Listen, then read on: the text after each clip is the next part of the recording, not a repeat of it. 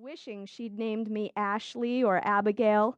Not that she'll ever say so, because another thing about Ray is that she will never admit she's wrong.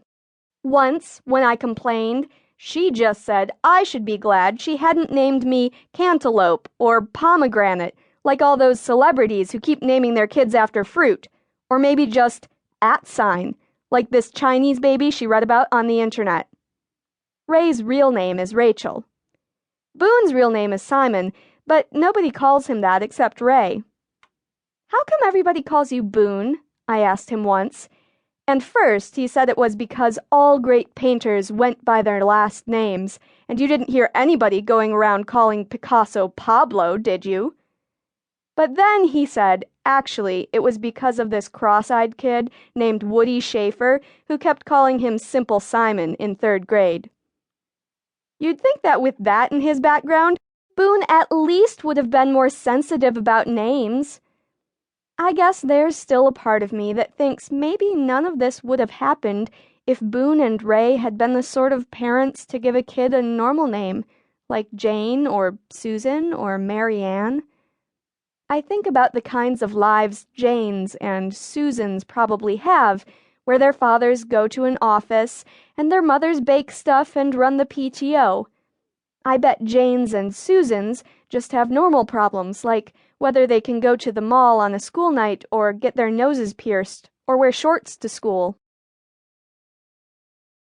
To be fair, most kids around here don't have popular names either, but at least they have strength in numbers, since they're all unpopular in the same way.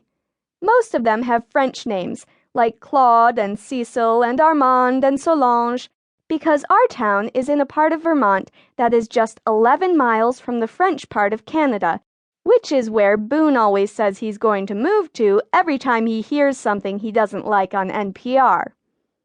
On the other hand, I am not alone in hating my name.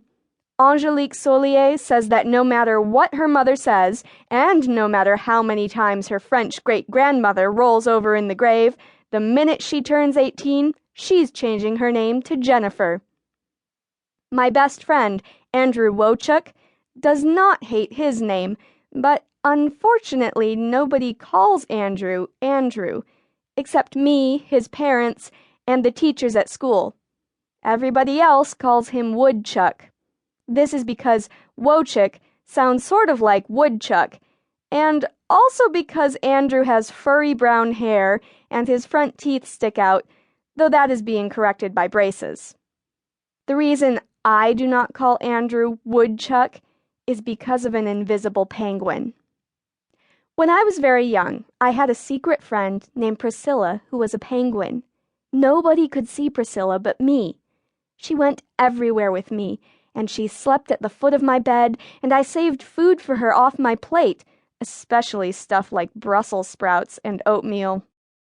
Ray told me once that she worried because I had made Priscilla so real that Ray was always doing things like opening the door for Priscilla or leaving the window rolled down a little if Priscilla had to wait for us in the car.